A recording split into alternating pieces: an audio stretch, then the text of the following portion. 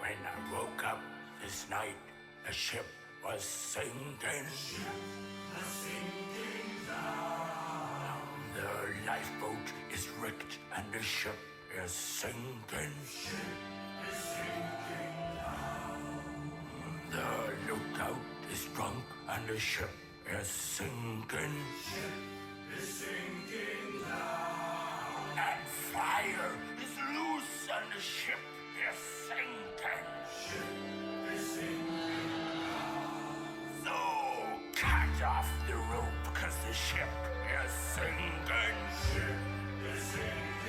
Now the captain's marooned and the ship is sinking. The rigging's ablaze and the ship is sinking. Cut the prison and there's loose, cause the ship is sinking.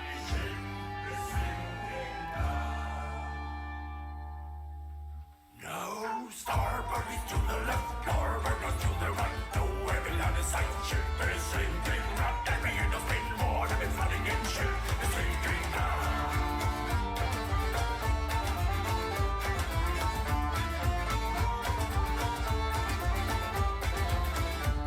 Now spit in your hand as the ship is sinking, ship is sinking now. And spit in your arm as the ship is sinking, ship is sinking now. Sleep on him and laugh as the ship is sinking, ship is sinking now. And I curse you for lead when the ship is sinking, ship is sinking now.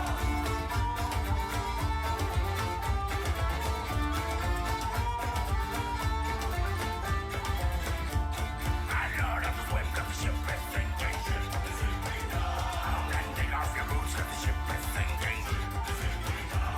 And man all the pumps 'cause the ship is sinking, ship is sinking now. And time for the rest 'cause the ship is sinking, ship is sinking now.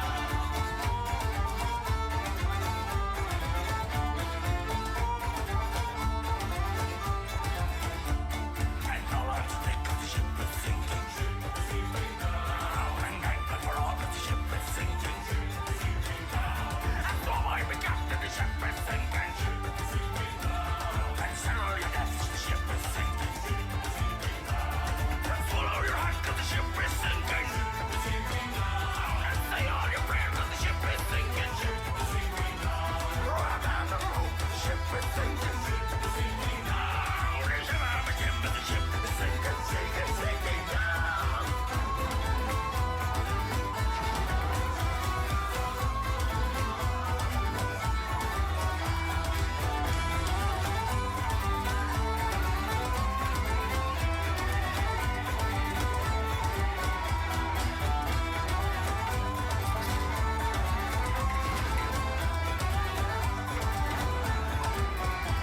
Now starboard is to the left, larboard is to the right. No, every line is sight, ship is sinking. Not every end is spin, water is flooding in, ship is sinking now. Now starboard is to the left, larboard is to the right. No, every line is sight, ship is sinking. Not every end is spin, water is flooding in, ship is sinking now.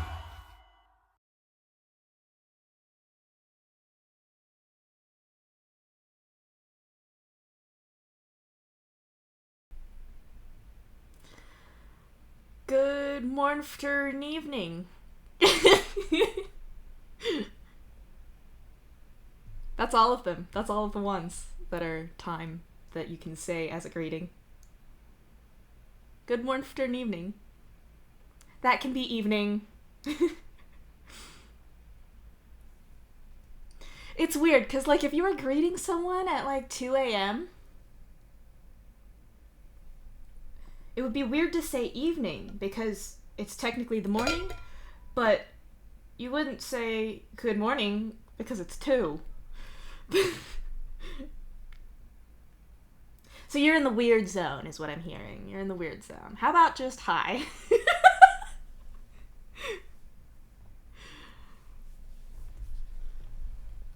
We do the thing.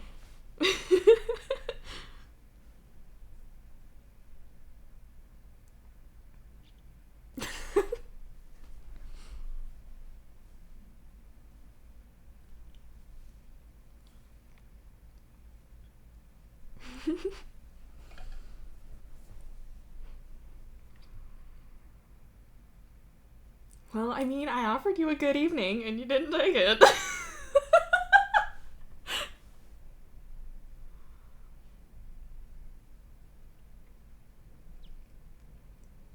I think what this indicates is that the English language has a glaring hole where the greeting for late night is supposed to go. Because good night means goodbye. But good day means hello. But have a good day means goodbye. But have a good night means also goodbye. And I'm very...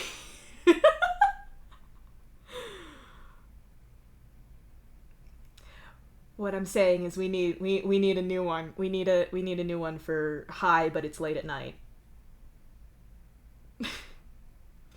I'm not smart enough to make one though.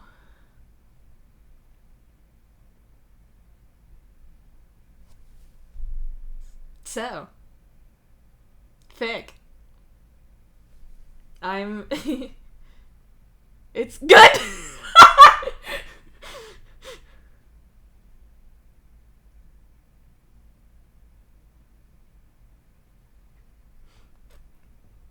You know, that works. Good! And this is why, quite often my sign-off or my goodbye phrase is just, have a good. It doesn't matter what you're having a good one of. I just hope it's a good one. My phone wants me to know that someone I follow has gone live because I'm totally not busy with my own stream right now.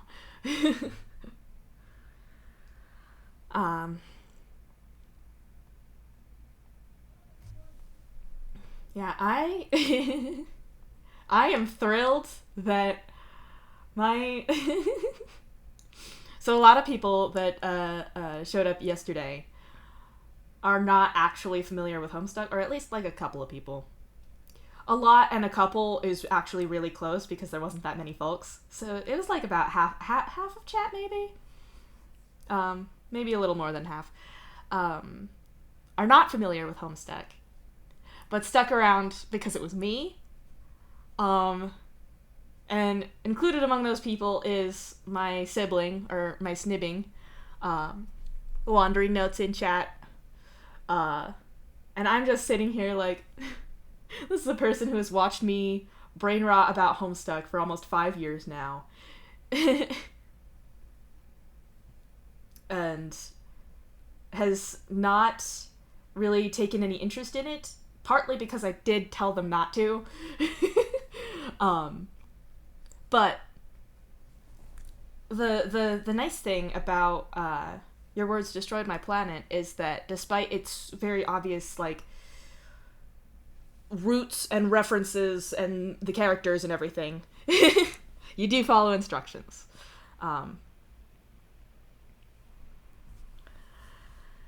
Despite all of that, it stands on its own quite well. Like, it expects a little bit of familiarity with, like, trolls and everything. But aside from that, like, the world that it takes place in is its own world. And so it can be an enjoyable experience even with less familiarity with Homestuck, and I think that's neat.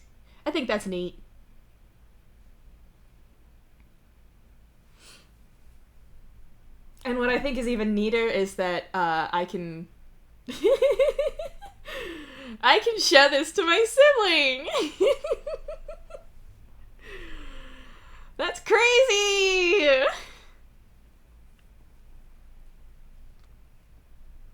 Because you were also there when I was first reading this and absolutely losing my mind over it.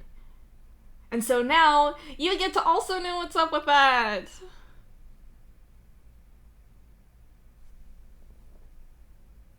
So,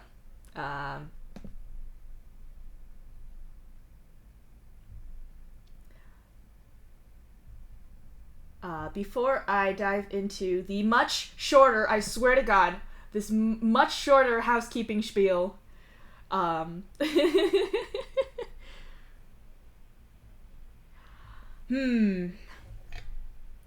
next big Homestuck day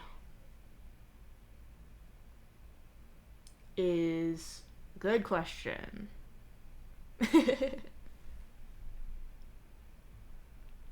I know next month is Hive Swap Day.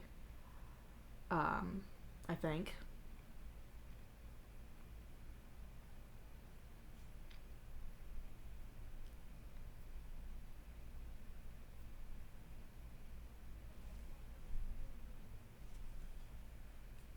I mean, the two, like, very major ones are earlier in the year, so it would be a while. But there's also, there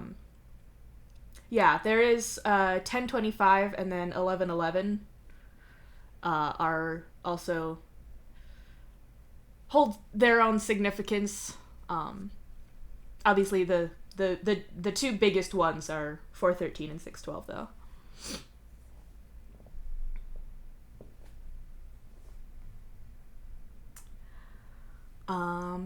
Yeah, so does anyone have like any, I don't know, random things to share before I jump into this much shorter than yesterday intro thing? I have my water right here. Don't you even worry. I wrote it on the before stream to-do list, like checklist that I have on this whiteboard in my room. That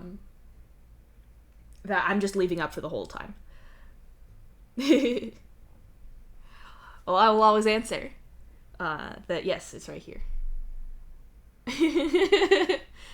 You're my snibbing and I like you.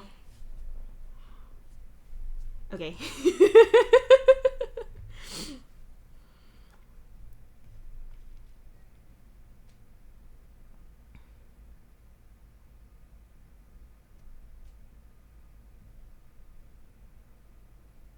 Alright, I'm gonna jump into this then. La la la la.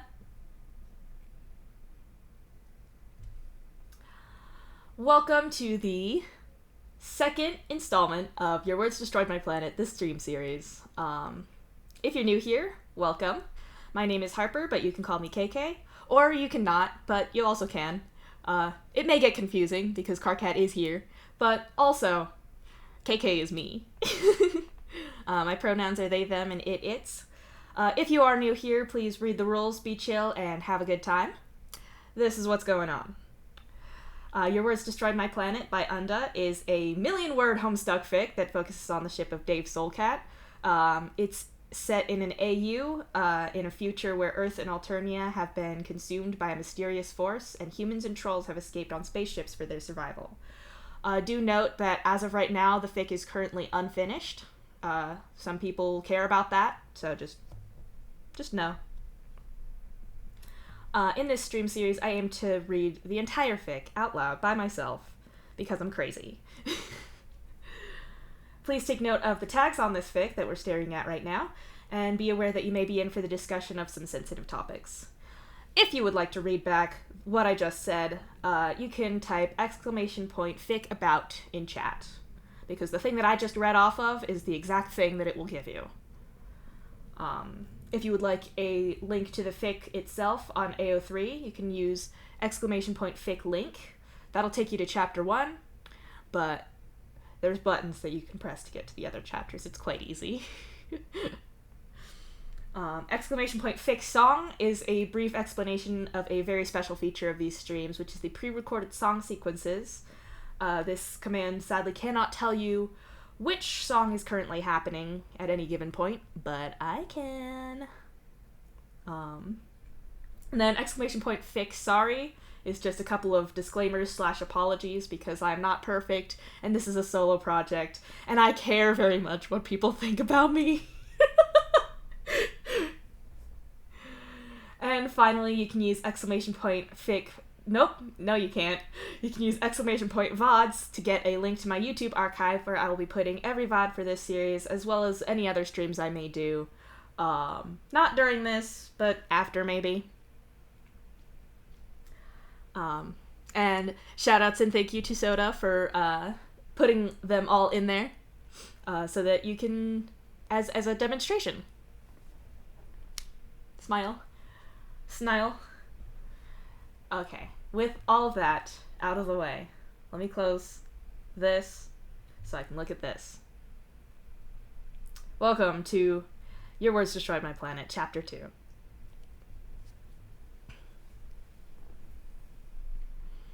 It really hurts you to see Solix so badly hurt, and what's worse is it's one of your other friends who's done it to him. You like Aradia. She's always fun and adventurous. You'd thought she was that free-spirited, upbeat, and almost zen calm that Solix really needed in his life. They were two dorky nerds in pity with each other, or so you'd thought. You suppose that both you and Solix were mistaken there. It's hard to even be angry at Aradia. It's not as if she deliberately hurt Solix, but the fact is that he's still devastated no matter what she intended. It's not like Solix is blameless either with that dumb stunt, but he sure as shit didn't deserve this. It's clearly a bigger issue revealed by a stupid mistake. You're rubbing your temples as you walk into your respite block. Gamzee looks over at you from your bed as you backhand the button to shut the door behind you and go back to trying to fix this building's stress headache. Don't worry yourself about it, Gamzee advises, holding out a hand to you. That's not really an option here. I need to fix this. You sigh and cross your messy respite block to get to the bed. Gamzee holds up his arm with the edge of the covers in hand, so it's easy for you to slide under them with him.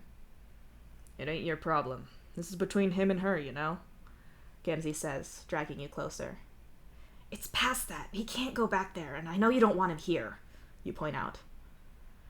Gamzee's breathing is controlled and stiff for a moment before he relaxes into a shrug, pretending that he doesn't care. You're not dumb enough to believe that. I'm not about to tell you that you can't have him here, Gamzee says casually. Yeah, because Solix is your best friend, and you're not kicking him out to appease Gamzee. Gamzee demanding that of you would be one hell of a fight, and despite what most people say about him, your Moirail isn't stupid. So, I need to find somewhere for him. So, this is my problem too, you explain. Gamzee makes a noise of vague agreement and hauls you over so you're sprawled across his chest. His hands stroke absently down your back, and despite the stress, it is soothing you at least a little. I just don't understand how it happened. They always seem so happy, right? You ask him. Never heard her say much bad about him at work, Gamzee agrees. His job puts him in contact with Aradia whenever your ship gets to a planet where she can be useful. You know they're part of the same social groups, but then so is Dave, and you're pretty sure that Dave never willingly hangs out with Gamzee. You had to endure enough of that particular mutual dislike when you were all at school. At best, they tolerate each other now. Maybe you could ask Dave if he knows anything about what's going on with Aradia? They're pretty close as far as you know, but you can't really ask him now without spreading Solix's business around. Maybe you can pick his brains later when it's more common knowledge. Assuming you can find any brains to pick. You've got favors you can call in with people at work to try to speed Solix's housing request along, but equally you're not totally happy about him living on his own. Maybe you could see if his Lucis might take him back? Shit, no. Solix would never agree to that. You can't think of anyone else you know who's got a space for him to move in. At least, not on a permanent basis, anyway. Shit. Shoosh, stop worrying and sleep, Gamzee reminds you. He drags a hand through your hair and presses the heel of his palm between your horns, making your mind go a little fuzzy-edged. I know, you mumble. You don't really have an excuse to give him. Your Moirail sighs and rolls over. He drags you with him, so he's mostly laying on top of you, his body weight like a heavy blanket to stop your anxious fidgeting. You drift into sleep like that, with him weighing down your body as much as your thoughts weigh down your mind. When your alarm on your watch buzzes you awake, you find that you're in bed alone. Blearily, you sit up, remember the events of last night, and take a moment to compose yourself. You have shit to get done today. You dress as quickly as you can, and when you step out into the main area of your hive, your blood pressure kind of falls a bit. Solix is dressed in his suit again and staring down Gamzee, who's sprawled himself over the arm of your lounge plank. Gamzee is staring right back at Solix with the same intensity, and you could cut the tension in the room with a knife. Great. It's no secret to anyone that your Moirail and your best friend loathe each other. You know they only tolerate each other's presence for your sake, but it's all pretty fucking draining for you. Gamzee seems to be under the impression that Solix is waiting in the shadows to turn you against him, break you up, and steal you for himself. Meanwhile, Solix clearly thinks that Gamzee is one bad joke away from homicide, and that anything would be better than you having Gamzee as a Moirail. Solix has gone so far as, on several occasions, to gently and very earnestly insist that if anything was ever wrong between you and Gamzee, that his and Aradia's place was always open to you, and he'd have your back no matter what. The thing is that neither of them are right. Sure, Gamzee can be pretty unstable, and his temper can snap sometimes, but it's not as if Solix is the picture of stable mental health either. Gamzee's job gets him all the outlet for his physical strength and the experience of danger that he needs to be fine. Sure, he's not perfect, but he meshes with your particular needs in a relationship far better than you believe anyone else could. It's not as if you're the easiest troll to be with yourself. As for Solix, yeah, you know he has a thing for you. It's not a secret. Nor is it a secret that you've felt the same way before. But Solix's romantic needs and yours aren't a good fit, and you're not about to throw a lifetime of friendship away for that, and nor is he. Solix wouldn't break you and Gamzee up, and Gamzee isn't about to lose his shit on you either. Neither of them are right, and neither of them are completely wrong. And both of them hate each other and care about you, so here you all are. I'm going to work, Solix says, instead of hello or good morning. Are you sure? I wouldn't think you want to deal with people today or anything, you say uneasily. I won't. Hal owes me, Solix says simply. Right. Yamsey, would you go get breakfast? I still have to get ready. And put clothes on, or else I'm just gonna wind up having to deal with you at work, you ask as you walk over to the lounge plank. Gamzee tips his head back lazily, deftly avoiding hitting you with his horns. He has a sense of spatial awareness with them that you just can never understand, what with your worthless little set. Oh, an errand and clothes? What do I get if I do that? Gamzee asks with a lazy smile. Breakfast and no HR complaints, you tell him, catching one spiral horn and tipping his head back further so you can kiss him on the forehead. Okay. Anything for you, little crab man. Gamzee grins and unfolds himself to stand up. He shakes your hand off of his horn and walks back to your respite block to change. You shift your attention to Solix. You kind of expected that irritated look he gets around Gamzee, but no, he looks like he's a million miles away staring at the floor. Thinking about Aradia, no doubt. Did you sleep okay? You ask him softly. Not really, Solix mumbles and looks at you again.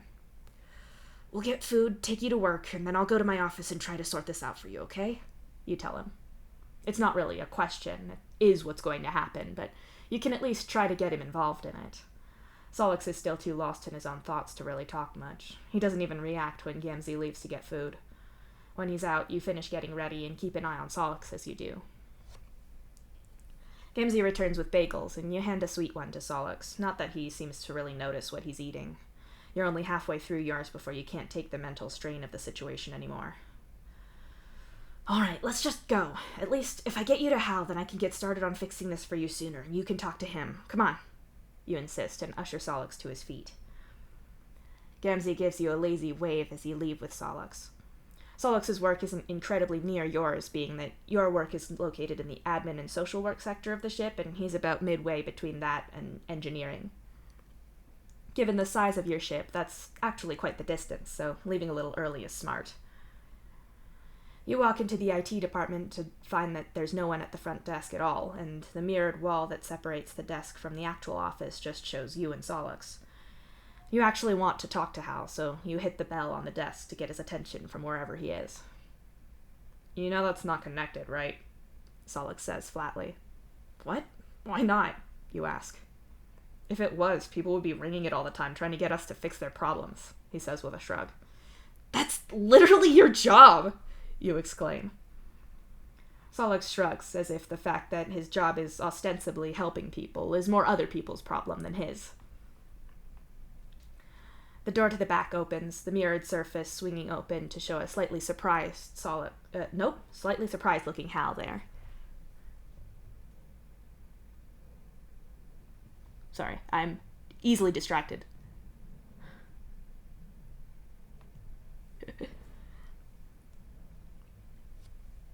Why are you still in your suit? Hal asks in surprise. Solix mumbles something indecipherable and pushes past him to get into the back and shuts the door after himself.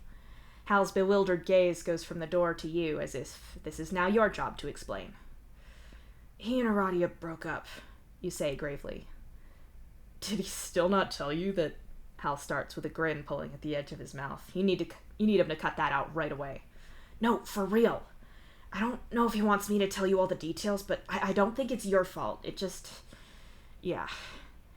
I need to find somewhere for him to stay now, and he really can't stay on my lounge plank long term.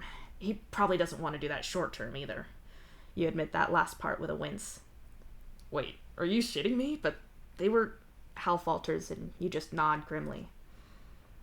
Hal's eyes go wide behind his yellow-tinted blue light glasses, and he glances back at the mirrored wall like he can see Solix through it. When he looks back at you, Hal looks a little bit ill. Fuck, that's... Man, I feel awful. He's staying with you, though? I thought he and Gamzee were perpetually 2 seconds away from some kind of Wild West showdown at all times. How's that working? Hal asks, though seemingly the expression on your face answers that. Hal winces and pulls out his palm husk to check it, then puts it away again. I was going to check with Rose and Dave, but fuck it. If he needs a place to stay, he can stay with us. Hell, I feel responsible enough for this that he can stay in my room and I'll take the lounge plank until he gets somewhere permanent. It's not like either of them will mind anyway, Hal says. I'll keep that in mind. Let Solix know too, will you? And look, between you and me, if you think something's wrong with him today, you message me or call me right away. I'll come down here if he needs me, you tell Hal. You grab a post-it note from a stack by the front and write down your work number and your Trullian handle just in case Hal doesn't already know it. Yeah, of course.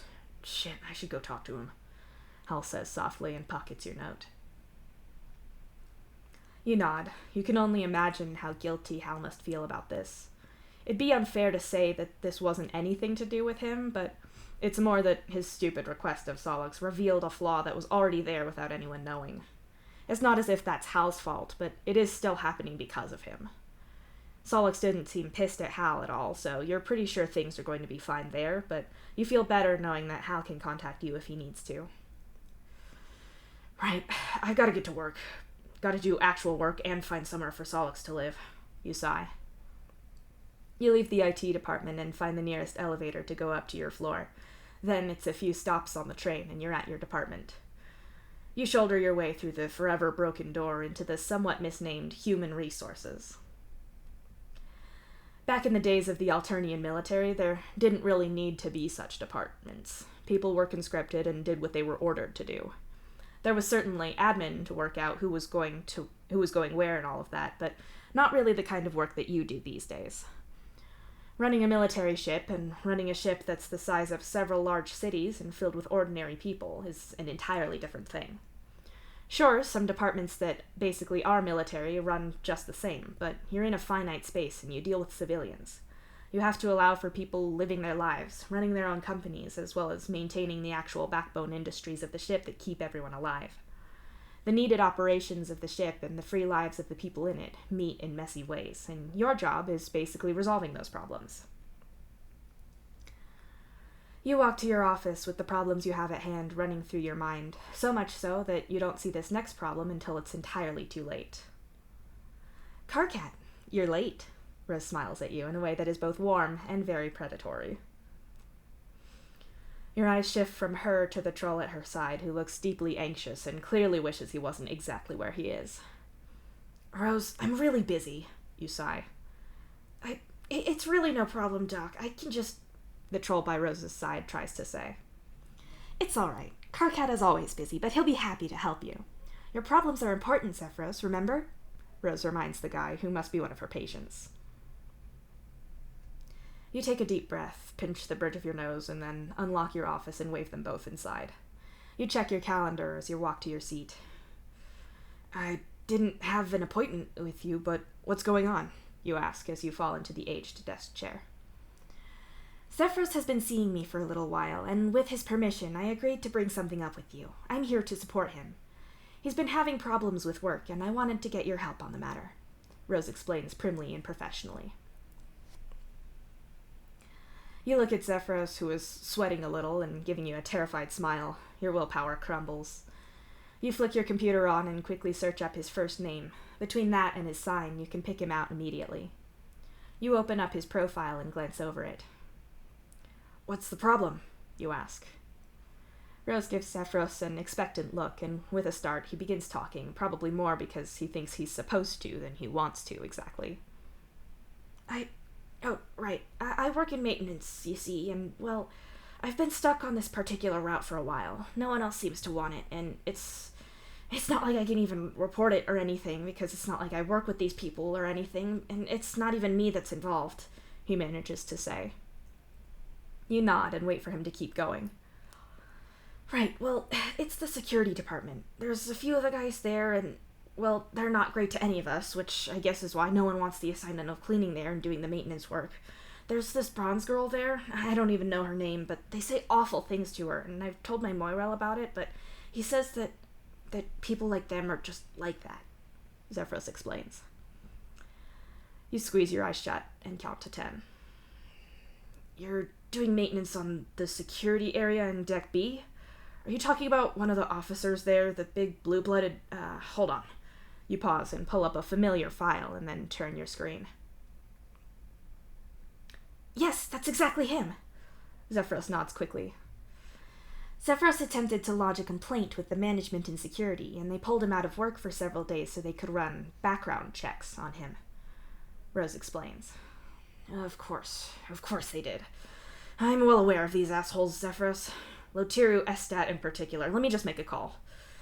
You give Zephyros a tight smile and pick up your desk phone. You hold it to your ear with your shoulder and quickly bring up Estat's file on your husktop. That asshole has been a particular thorn in your side for far too long. He's nothing but a smug bully who uses his position of power and security to intimidate other people. You've made it your mission with Terezi to ensure that people like that don't stay in security, or better yet, that they don't get in at all. It's not like you can piss off the whole security department. You need them to come in when things get genuinely bad or violent. They have a place in making the ship safe, but some people just get off on the power. Deck B security used to be fine, but this asshole is making everything worse and dragging other people into his shitty ways of thinking. You dial his number with angry jabs of your finger and wait as it rings. Security, Officer Estat, he answers. Estat, it's Karkat Vantas from HR. I wanted to talk to you about our last conversation with regard to your behavior, you say pleasantly, and lean back in your chair a little. There's nothing wrong with my behavior. People are just too sensitive, Estat hisses, immediately on the defensive. Yes, you mentioned that last time as a way to explain the 8 documented complaints against you. Normally someone with that many complaints about them wouldn't be working in security anymore, you say lightly. That's because I'm good at my job, Estat brags meanly. A very bad idea steals over you, and you smile brightly. Rose notices and gives you a look of interest.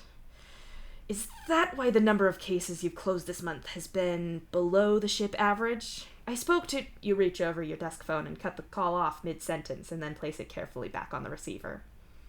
He'll call back, you assure Zephyros as Rose's smile gets very wide indeed. Your phone rings. Karkat Vantas, HR. For your records, all calls... You start, but Estat cuts you off immediately. Listen here, you little prick. There's nothing wrong with the number of cases I close. I just give the easy shit to other people. Ask anyone. He hisses at you. I'm sorry. We got cut off before, and I apologize again. I didn't mean to hit on a sensitive subject there, you say, as politely as possible. Don't get smart with me. You think that just because your Moirel's a heavy sailor that you can just do what you like? Yeah, I know about you. Estat growls in your ear. I'm sorry, have you been following me? You ask in well-feigned surprise. Like I need to. I can see everyone just as much as you can on your little HR system. So if you think I'm scared of him and that's going to affect anything, then you better rethink, alright? He hangs up on you, the click of the phone loud in your ear. You shift in your seat and open up the file of incoming recorded calls, which, if he'd let you say, then you would have told him that incoming calls are recorded for records. Oops. You type a quick email, but don't send it yet, and then reach for your phone again and hit one of the numbers on your speed dial. It rings once before the other line picks up. Cancri Vantas, he greets you. Cancri, remember I told you about Lotiru Estat before and you said he should get another chance before you'll actually do anything? He asks. That's not exactly what Cancri sighs, but you keep going. He's harassing other people, just like I said he would, and he's getting away with it because his mate spread is in your department. I'm reassigning him like I said I would, and I'm going to get him bounced from the ship if he's not improved by the time we meet up with another ship. That whole department is going bad, and I'm not dealing with all of them. So go do your sensitivity bullshit courses with the rest of them, and I'm reassigning him, got it? You demand. Karkat, I'm aware that you don't like the man much, but that doesn't mean that he can't do his job. Cancri sighs. Yeah, you'd think so, except he called up just now and threatened me. Hold on, I'm sending you the file now, you say and send it off. Also, I noticed that he's not even good at his job, literally below average. That's what you're protecting here, you point out. Karkat, I can't listen if you're talking, Cancri reminds you. You sit and wait as Cancri listens to the recording you just made, and sure enough, you hear his little gasp of horror. Cancri has a nasty habit of being too political and denying things unless there's proof, but he can't do anything about this. Both because it's not open to interpretation, but also because if you were to tell someone else that Cancri heard this and did nothing, then it'd do nothing for his image. I told him to watch what he... Oh, I suppose my hands are tied. I'll run a course for the department, and I suppose we can work out what to do with him until then. His matespert won't be happy, Cancri says glumly. Yes, well, if he wasn't chronically an asshole to everyone, we wouldn't have this problem. Also, I told you so stop getting in my way and let me do my goddamn job. You snap at Cancri and hang up without saying goodbye. You turn to Zephyros, who looks terrified of you now. You smile, but it doesn't seem to help. Thank you for that, Zephyros. I've been trying to fix that problem for a while, and don't worry about people thinking you had anything to do with this. He knows I've been trying to get around my ancestor to deal with him for ages. He'll just think Cancri finally folded. You smile with the wonderful glee of getting to make a problem that's been bothering you for a while someone else's problem. Oh, well, good, I think, Zephyros says hesitantly and glances at Rose. Karkat will do his best to take care of this. You put yourself out there, and you did the right thing. This situation wasn't your fault, but you've made things better. Try to work through the sheets that I gave you between now and next time, and we can talk about the progress you've made. You've done a great job, Zephyros. Rose smiles warmly at him. Thank you. I'll go then, right? Zephyros asks, looking between you and Rose. Rose nods at him and smiles, so Zephyros hastily excuses himself. When your door shuts, Rose looks at you carefully for a quiet second or two. Did you want something else? I have a lot of shit to do today. You sigh as you pull up the current work you've been focusing on, and then also open up the rehousing portal on the HR site. Rehousing isn't strictly your line of work. Despite what people might think, your job is actually more in mediation and less in the admin side of shuffling people around the ship. You help people, actually help people, unlike some people around here who share your last name. Well, of course you're busy, what with, you know. I wanted to talk to you about Solix anyway, Rose says with a wave of her hand. You know about that? You ask in surprise, looking from your screen to her. Of course, Rose says lightly. How? Did Aradia tell Dave or something? I wouldn't have thought she'd have told you herself, you say with a frown. You could buy Aradia telling Dave, but not Dave immediately blabbing to Rose. Then again, Rose is remarkably good at getting information out of people, so maybe he just cracked, but that would have meant that Aradia would have had to have told Dave last night, which doesn't seem right. And Hal doesn't seem like the type to run to Rose when he should be dealing with Solix in person, so... Wait. You look at Rose, who is watching you intently. You didn't know shit, did you? You just baited me, you accuse her. You have no proof. So there is something going on with Solix and Aradia. It wasn't something Hal did, was it? Because I don't believe for a second that they're a thing. Rose tuts. You groan in despair at yourself and at her. When Rose wants to know something, she'll find it out no matter what. It makes her a great therapist and social worker, but a pain in the ass to deal with in your day-to-day life. You much prefer working alongside her when she uses those talents on people causing problems, and between the two of you there's the chance to outsmart assholes and help people in need. It sucks when she uses all that on you. Look, this stays between you and me, promise? You ask. I swear on my professional honor, Rose says, and solemnly nods. Aradia and Solix did break up. Not because of Hal, but he sort of inadvertently revealed a bunch of problems. My current problem is he's sleeping on my lounge plank, and I have to find him somewhere new to live before he and Gamzee destroy each other. Although, Hal did offer your lounge plank, so maybe that's going to be your problem soon. You tell her. Rose's eyes widen as you talk, and she considers your words for a moment before speaking. Solix and Aradia are completely over? This isn't just a temporary fight? She asks. I don't see them coming back from this, no. So, you see why I have a lot to do today. You hint and gesture to your screen. Well, I think I might just be able to solve all of your problems. Rose smiles. She leans back in her chair and crosses one leg over the other. How? You ask suspiciously. Well, after me and my siblings were taken from our home, we were placed in foster care. We were adamant about all being kept together, and we had a lot of special considerations that a permanent caretaker needed to accommodate, Rose explains. Your brothers, Dave being basically blind back then and Dirk and Hal still transitioning. That's why Mr. Egbert was such a good fit. You nod. Dirk and Hal were basically passing when they got moved to your ship as teenagers, but June was still in the process of getting people to stop calling her John, and she inadvertently told you once about Dirk and Hal when she was complaining about her own problems. As far as you're aware, most people know, but it's not like you talk about it ever. It's not really relevant to most things. Right. But before then, we bounced around a lot of homes, which was not a great experience. Moving in with Dad was great, but as soon as we were a little older, the housing department wanted to shuffle us on so some other family could have a hive of that size. That left me and Dave and June living with Dad, but we had to move, and to very much understate the situation, Dave hated it. The only time he moved willingly was when Hal found our 3-bedroom hive, and me and Dave moved in with him. Dave hates moving, and hates living with strangers even more. It's all very traumatic for him, Rose explains. Okay, you prompt her. Well, Dave's had this moratorium on us moving or anyone moving out. I want to move in with Kanaya, but if I do that, there will be a free room in the hive and we'll lose the place, which means he and Hal will have to move again or get a stranger as a roommate. Neither is acceptable. June is staying with Dad since she's still studying. Dirk is now married. Roxy's a nightmare to live with, and Jane lives in medical hives with Branya for their work. To be honest, even if Dave tried, I don't think he could convince Roxy to move because she hates it just as much, so I'm stuck where I am, Rose says. You lean back in your chair and look at Rose carefully. But Hal and Solix are friends, and Solix and Dave are cool with each other. He needs a place to live, and you're willing to swap out because it gets you in with Kanaya. So Solix gets a place to live. Dave doesn't have to move, and Hal presumably assuages any of his guilt. You can conclude. Everyone wins. Rose smiles.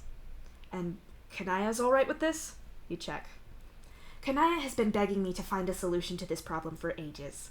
If we privately make arrangements for Solix, he doesn't have to go through the housing reassignment system, and it all gets done quickly. If Hal feels responsible, I'm sure he'll agree, especially as he offered the lounge plank to Solix. The only person who might need some convincing is Dave, and I don't think it'll take all that much, Rose assures you. You tap your claws on the desk thoughtfully and then turn to your husktop. You type in Dave's name and see that his crew is currently running exercises in the climbing gym, so if you needed to, you could go down there and talk to him in person. You pick up your phone and dial the number for IT. It rings twice, and then Hal's voice fills your ear.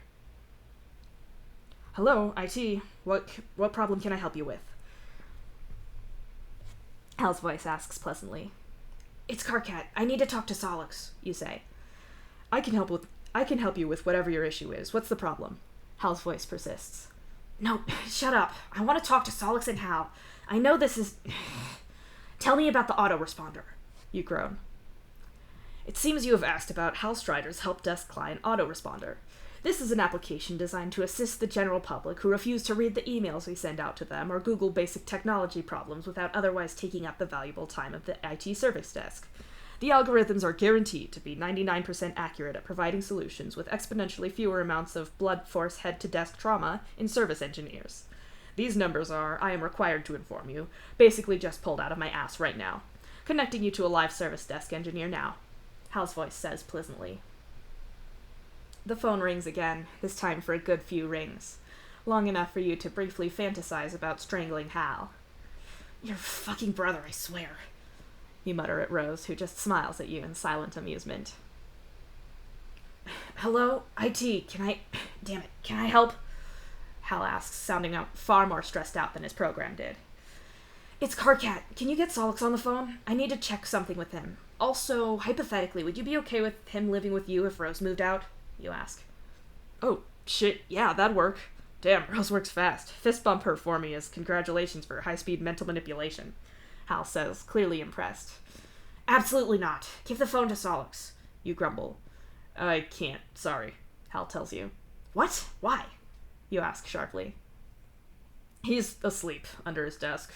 Said he was super tired because apparently he woke up at one point last night with Gamzee staring at him, so he's having a nap.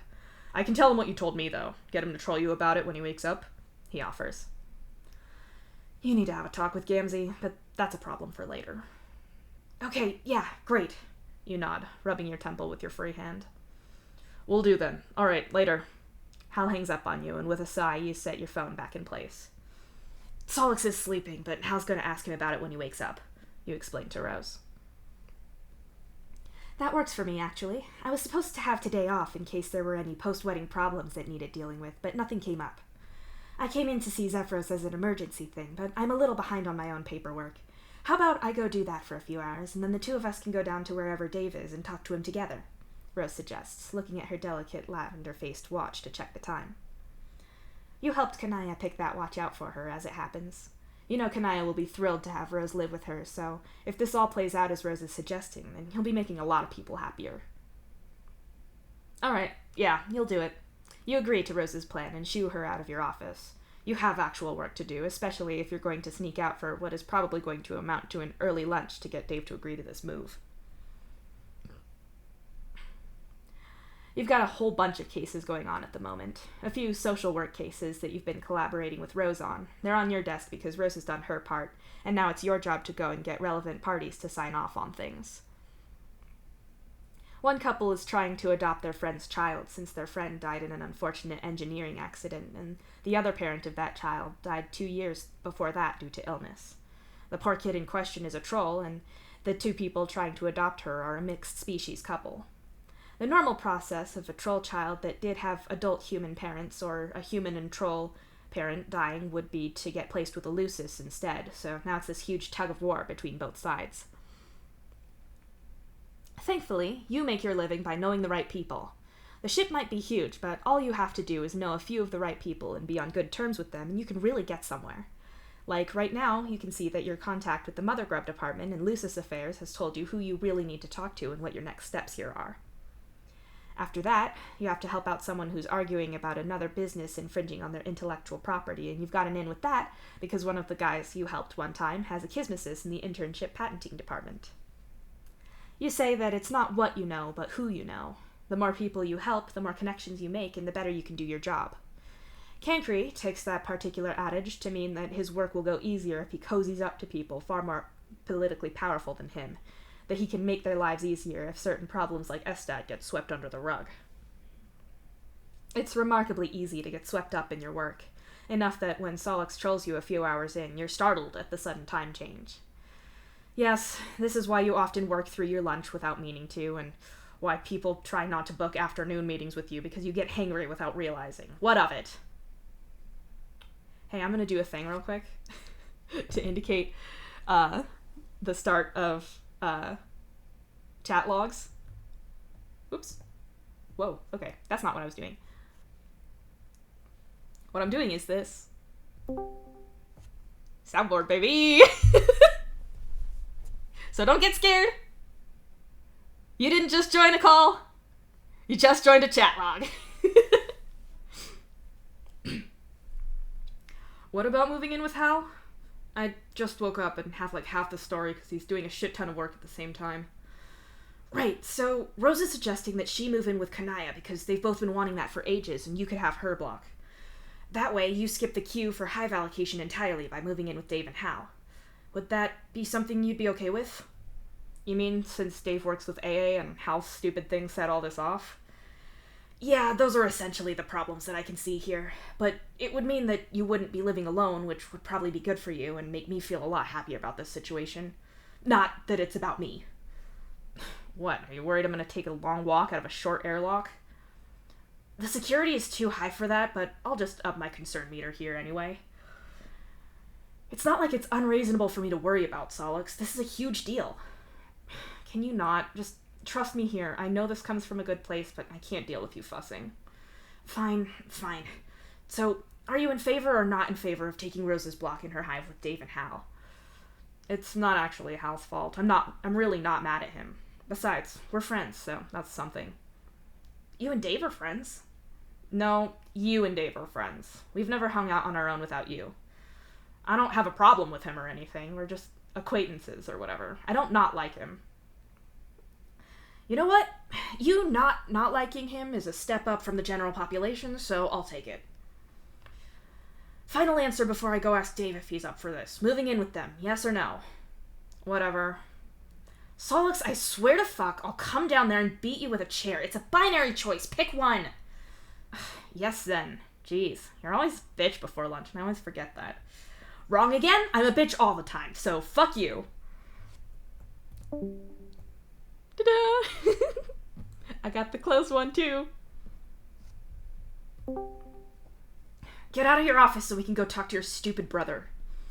I would say which one, since that quality hardly narrows it down much, but then we both know that I know you mean Dave. Okay was 2 letters. That would have been way faster, Rose. Same to you. Also, hi, Allison. There was a point in your life when that conversation would have gone on far longer, but now you mostly know better. Mostly. You get up, grab your things, and head out of your office. You meet up with Rose in the corridor, who hands you an apple breakfast bar. This is where I'm gonna eat this instead of asking if you're insinuating that I'm hangry, because no one wins in that conversation. You tell her sharply and tear the packaging open. I wouldn't say that. I'd say that I win. Rose smiles. She's still smiling when you elbow her. The two of you get the train further along the side of your ship and then catch the cross line to the starboard side. After that, it's a bit of a walk, but eventually you find your way to the climbing gym. As far as you're aware, some insane people do this for fun, but it's the sailors who get first priority when it comes to getting time here. Some sailors, like Gamzee, are specialized in combat, either when dealing with potentially hostile situations between ships, or worse yet, with pirates. It's not unheard of for the fauna on a planet to give people trouble, and his job is very much stopping that from being a problem. Aradia is all about working with the geology of the planets that you come to and helping the engineering crew and the automated extractors get resources that previous passing ships have flagged. That's all well and good, and you don't need to worry about environmental damage when a planet has only a few months before it's gone entirely.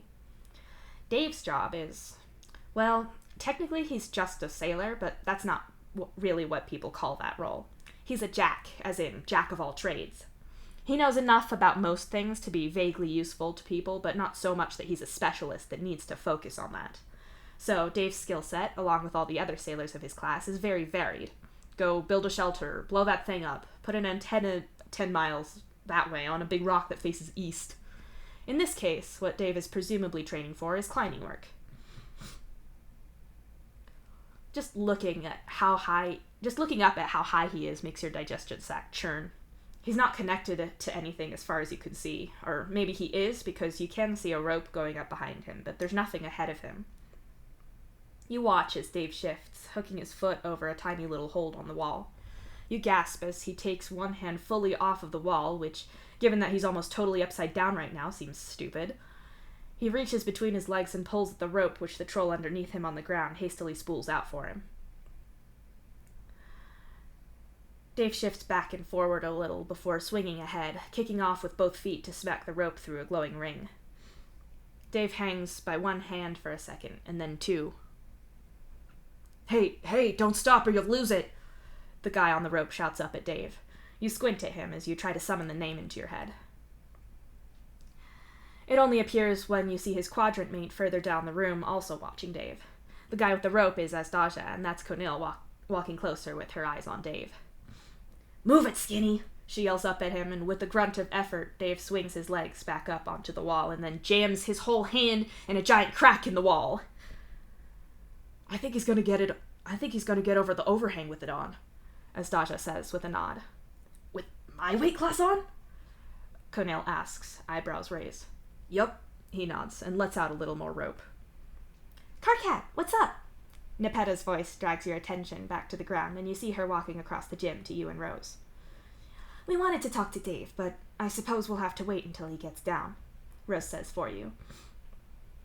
Nepeta looks up at him and smiles before returning her attention to you. He's running a test to prove his weight class certification right now, so you'll have to wait a little bit, Nepeta tells you. Technically, she outranks you in general, but especially over her crew, of which Dave is a member. But then, But then again, as HR, you can veto that. You just need a damn good reason, and you don't have one. Not that you feel like doing that anyway. What does that even mean? You ask with a frown as you look up at Dave making achingly slow progress towards the edge of the wall that hangs over the rest. You've no idea how he's going to get over that corner, but it seems like it's going to be much easier when he does. Everyone who leaves the ship is in a weight class, and we need to be able to carry people who are injured or hurt, so right now Dave is proving that he can carry his own weight up there, as well as hauling someone in the weight class that Kunil and Jake are in. Gamzee too, actually. Nepeta answers happily. You stare bug-eyed up at Dave as you try to imagine that he's hauling the weight of your gigantic Moirel up with him. Gamzee might be a lanky fucker, but he's dense with muscle, and there's a lot of him. As someone who's woken up when Gamzee's rolled over in his sleep and got squished in the process, you're more than impressed. Fuck, ah! The sound of Dave cursing and then a final grunt as he throws his leg over the corner of the simulated cliff. Dave's hand slaps the top of the wall, and for all you know, he's still cursing, but there's far too many other people in the gym shouting encouragement up at him. As soon as he's gracelessly hauled himself over that corner, he starts moving with some speed. Estaja is feeding rope up to him at a hell of a speed. At least, he is until you hear a loud metallic clang, and people around break out in congratulatory cheers. "Lean back!" Estaja shouts over the noise, the rope in his hand taut now. There's a vague "I" call from above, and Estaja leans backwards in his own climbing harness thing. You guess his weight offsets Dave's or something? Some kind of pulley system, too? "Lowering!" Estaja calls out clearly and starts to slowly let the rope out. He meticulously keeps one hand on the rope at all times, but the whole thing goes through at a consistent pace. Dave walks backwards down the wall until he gets to the corner, and the way he goes backwards without so much as a flinch makes you grimace in fear. You think at this point you'd have your hands clinging to the rope and be crying for your Lucis, but Dave is just getting lowered down almost like he's completely boneless. In fact, he touches the floor with his feet and then melts back onto the floor with a soft thump as the weight vest around his chest hits the ground before his actual upper body does. "You did it!" Nepeta chirps slightly. "I'd high-five you, but I have noodle arms, and thanks to that hand jam, I think I'm like a pound of skin lighter," Dave groans. "You did very well. Also, Rose and Karkat are here to see you," Nepeta tells him brightly. Dave tips his head back to look at you both, his black and red eyes fixed right on you for a second before flickering to Rose. "Don't get up on our account. I wanted to talk to you about something," Rose says, and crouches down at Dave's side. "Okay, I'm just gonna breathe." Dave pants and claws at his vest for a bit to try to undo it. "So, it's about Solix," Rose starts. "Oh, we all know about that. Aradia was supposed to join us tonight for a social, and she called out. That really sucks about her and Solix," Nepeta says sadly. "Rough break," Dave agrees and grunts as he shrugs out of the weighted vest and then heaves himself upright. "Good work," Estaja says, and tosses him a red bottle of water with a duct tape label around it that has Dave's name and marker on it. The Alternian letters of his name slightly faded over time and showing the silver tape below. "Well, the thing is that he has nowhere to live now, and at the moment he's sleeping on Karkat and Gamzee's lounge plank," Rose explains. Dave grimaces and then opens his water bottle with his teeth and spits the cap into his lap. "That ain't a recipe for anyone to have a good time. Are you asking if he can stay with us? Because of course he can," Dave says, and you feel a little more heartened about the relationship between Dave and Solix. As far as you know, Solix is right, and they've never spent time alone with each other, but they've spent what must be hundreds of hours in the same group, and they do talk to each other. Solix is just being pessimistic, you're sure of it. "I was actually suggesting that he could have my block and I could finally move in with Kanaya," Rose says, her tone honest and upfront. You watch as Rose stares her twin down. Dave doesn't seem against it as such, but you can see the way he's chewing the inside of his cheek a little as he thinks. "You know what? Sure. He's cool, and he and Aradia have been together longer than even me and Jade, so... I mean, I get it. I'd be crushed too. Besides, if he stays on Gamzee's lounge playing, someone's gonna get maimed. Plus, we keep the place if it's just a swap with you for Solix. If he and Hal are cool with it, and Kanaya's fine with you moving over, then I'm cool." Dave nods. "No one is getting maimed," you protest, but No one listens. I trolled her earlier today. She's delighted, to say the least. I can start packing right away, and I'm sure you could move Solix in. Rose smiles. Not that I'm not always delighted to be your free move shit around guy, but Nep kinda owns my ass right now. I know my job is just the most fun, but I am on the clock. Dave points out. No, you're not. You beat your record, and like you said, you have noodle arms right now.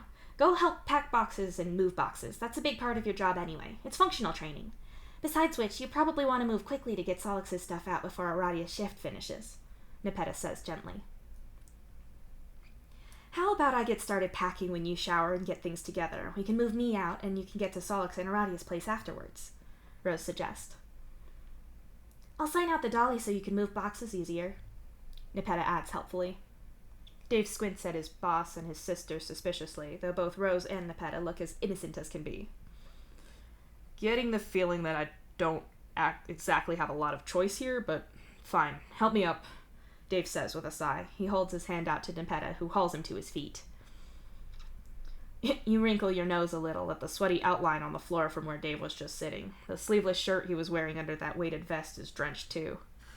The idea of an athletic guy sounds nice until you work out how much sweating there is involved in that, and despite what you just watched Dave do and how much weight he just carried up with him, he still doesn't exactly look strong. He's not built like Equius, even if he is seemingly stronger than he looks. As if I would ever manipulate you, Rose gasps in offense, and Dave just rolls his eyes at her. Since this is all sorted now, I'm going to go back to work, you announce. Oh, gross. Paperwork? Sitting at a desk? So tacky and uncool. I can't believe you'd say such things in my presence, Carcat. Dave gasps in mock horror. You flip him off, of course, and Dave covers his mouth with a hand like he's so terribly scandalized. How dare you? I'll report you to... Oh, I see why you got the job now. It's just so you can flip people off with impunity, isn't it? He accuses you gleefully. It's listed as one of the perks of the job, Rose agrees. Well, thank you both and fuck you both. I'm leaving. Nice seeing you, Nepeta. You're polite to her, at least, and she beams at you cheerfully and waves you off. You return to your office alone this time, seeing as you don't count the rap that you got to go as company. It's a really sad state of affairs when food counts for company. You get back to work, and for a bit you eat with one hand and type with the other. There's always so much work for you to do, and you know some consider your work boring or soulless. Just looking at your earliest childhood friends, Aradia's an archaeologist and sailor, Tavros is a vet, Solix works in IT, which isn't massively exciting, but it gives him all kinds of time to code fun things out of hours, and you know he actually does like the problem-solving parts of his job. Nepeta is a staff sergeant with the sailors, which means she's in charge of a crazy number of people. Kanai is a fashion designer, Terezi's in law, Vriska... Well, you don't talk about Vriska. But beyond her, Equius is a goddamn robotics prosthetics doctor, Gamzee's a sailor too, and Airden and Feferi are now off with the Alliance leaders trying to forge a new era in your post-planetary lives. And here you are, Carcat Vantus, descendant of a revolutionary who died for his cause, and you work in HR. It doesn't sound like anything, but it really is. You can't yell the universe into submission, but you've planted your feet right where you are, and you will yell, negotiate, badger, harass, and press for legislation to help people. Is some douchebag in the housing department being a prick to a resident and saying that they damaged things they didn't, or refusing to fix things? Someone only has to tell you, and you'll go give the right people hell until the people who need help are helped. Some creep sexually harassing someone at work? They're going to get your wrath, and if they really get on your bad side, you'll make them go listen to one of Cancre's endless seminars. You like fixing other people's problems. It's way easier than problems that affect you.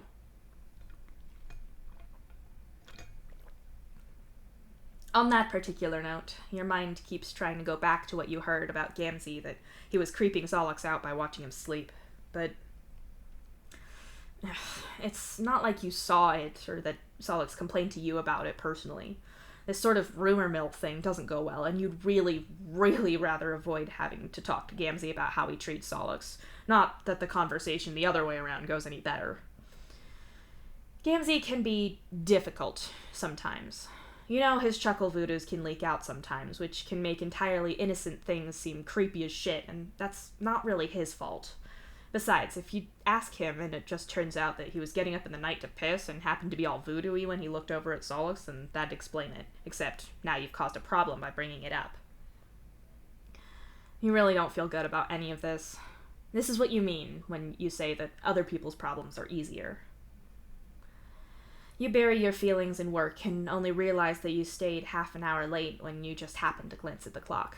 The train ride back home isn't any more or less annoying than usual. It's mundane enough that you're thinking of dinner right until you walk into the door of your hive. The door snaps closed behind you and you stagger with dizziness, your breath stuck in your chest. You feel like you're drowning as your blood pressure beats at an off-kilter rhythm. Everything around you is dark, far too dark, and your ears are filled with a voice, low and rasping as it sings out a deep melody. It's just chuckle voodoos, you're fine. You drag in a breath because you can breathe, it's all in your head that you can't. The voice, Gamzee's voice, is coming from the ablution block, and so you stagger and stumble that way, even as the floor seems to tip and sway under your feet. Gamzee! You shout out, drowning out the song from where it's burrowing into your think sponge. Gamzee's head whips around from the mirror, and you swear his eyes are going black around the edges, like an endless darkness drowning out the yellow of his irises. He rushes you and grabs you. You think you might have been about to fall. I didn't hear you come in. I didn't hear you, Gamzee says soothingly as the world abruptly starts to right itself. Pulling back to look at him, you see that his face is half painted. That must have been why he was at the mirror. He was only halfway done. What the fuck? Were you singing? Did I imagine that? You ask, not sure what was just the voodoos and what was reality. Yeah, it was nothing. Just a thing. A song from work. Sorry I caught you. Gamzee apologizes and runs his thumb over your cheek. It was an accident, and you thought you were alone. You rub at your temples. Your think sponge still feels a little squirmy. Hey, how about we get some food in you? Make you feel all kinds of better after that. Just let me finish my face, Gamzee suggests as he sets you on the floor and picks up his paintbrush again. Yeah, of course. It's just you and me again. Solix found somewhere to move in. Or, I guess it was Rose's idea. She's moving in with Kanaya, and he's moving in with Dave and Hal. You explain. Gamzee snorts dismissively and paints near his eye with a careful hand. That ain't gonna go well for him. Gamzee tuts. I thought you wanted Solix out of here. Besides, the three of them get on. Everyone wins, you argue. Oh, Solix will be fine. He ain't the one I mean, Gamzee says vaguely. You frown and consider that Gamzee must know very little about Hal, so by process of elimination... You think there'll be a problem with Dave? You ask. Solix and Dave will be like a hive on fire. Don't worry, Gamzee says, keeping still as he lines near his eyebrow and then pulls back to look at himself assessingly. If they're going to get on well, then why did Gamzee say... Oh, whatever. You're used to Gamzee's ramblings often being nonsensical, and you don't have the energy to chase each vague statement down. You hold your hands out and see that the shaking has basically stopped. You're used to shaking chuckle voodoos off mostly by now. It usually happens if Gamzee has a bad dream. It's pretty rare for you to both be awake and have this happen. Where do you want to go, little diamond? Gamzee asks as he turns to you with a lazy smile and ruffles your hair between your horns. Curry? You suggest, and Gamzee gives you a little nod, like he doesn't have any strong feelings either way and is happy to do what you want. Dinner is nice, and it's only when you're on your way home when you get a message on Trollian from Solix. It's a picture message with a huge open pizza box on the coffee table at the Strider's place. Just in the corner of the picture, you can see either Dave or Hal's hand retreating out of frame with a big slice. You guess they moved him in just fine. When you go to sleep, you've entirely forgotten about Gamzee's weird chuckle voodoo episode, but all the same, a frenetic and uneven beat runs through your dreams with vague words humming between your synapses.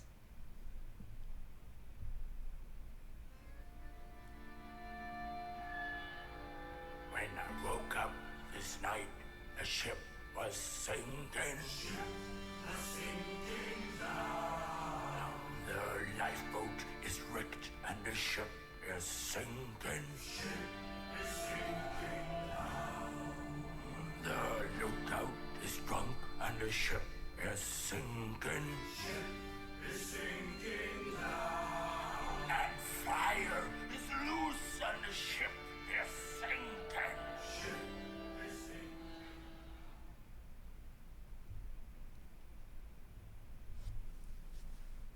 Oh, the songs are only gonna get cooler from here. That's the end of the chapter, everybody. See, look at that. Way sooner than last time because I didn't do a pre-stream ramble that took like half an hour.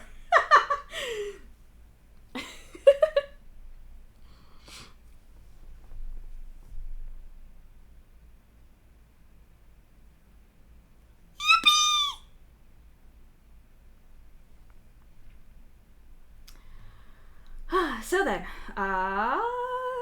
chapter.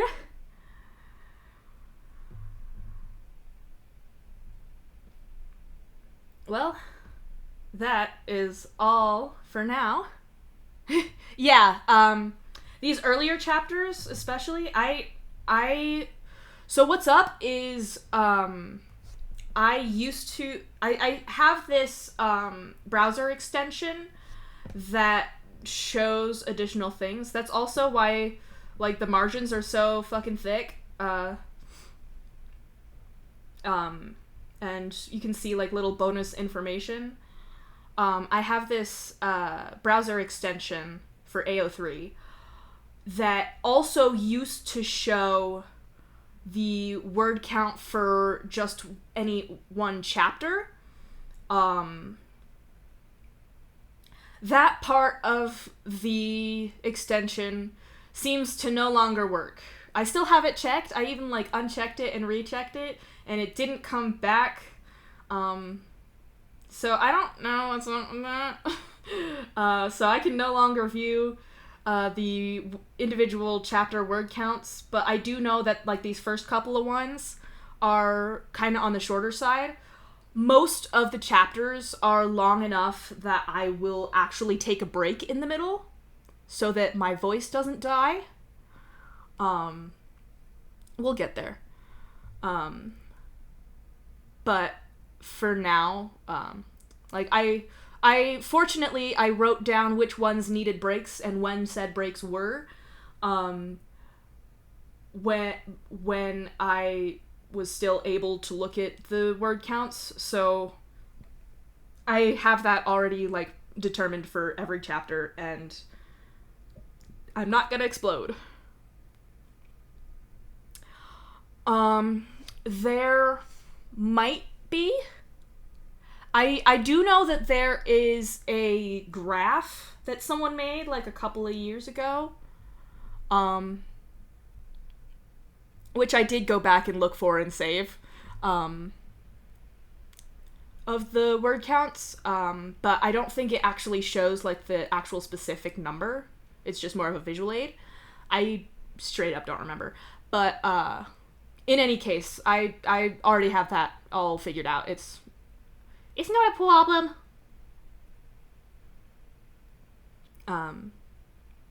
But yeah. And I've even, like, tested, I've done full test runs of a couple of different chapters. I definitely did the longest chapter in the fic because I just wanted to make sure that it wouldn't kill me. And it didn't. So yeah, I even can, like, sort of roughly approximate how long it would actually take. So yeah, it's cool. It's cool and great. It's cool and great and good.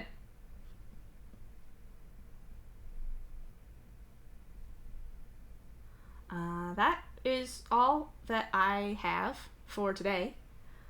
I will be returning not tomorrow, but on Thursday. Because tomorrow is Wednesday, which is break day. And so we will be back on Thursday for chapter 3.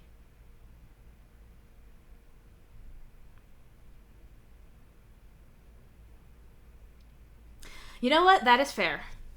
That is fair. Tomorrow for you. Thursday at the time. And I'll probably keep doing the like a message an hour in advance and then a message when I go live. And like I've said before, Mars playing Wander Song. Sorry.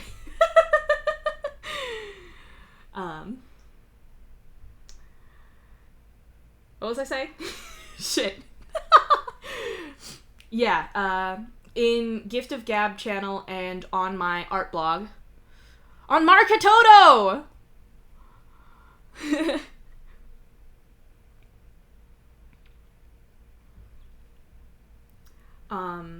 So yeah, those are the two places that I'll be putting those announcements.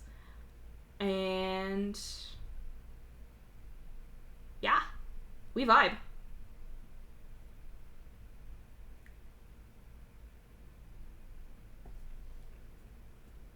So I'm gonna hit the old stop button. I hope y'all have a wonderful morphed evening night.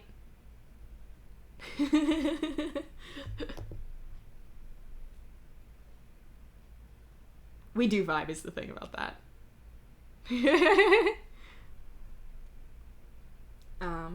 So yeah, have a good. Wander is coming for Rain's brand. And I will see you all on Thursday.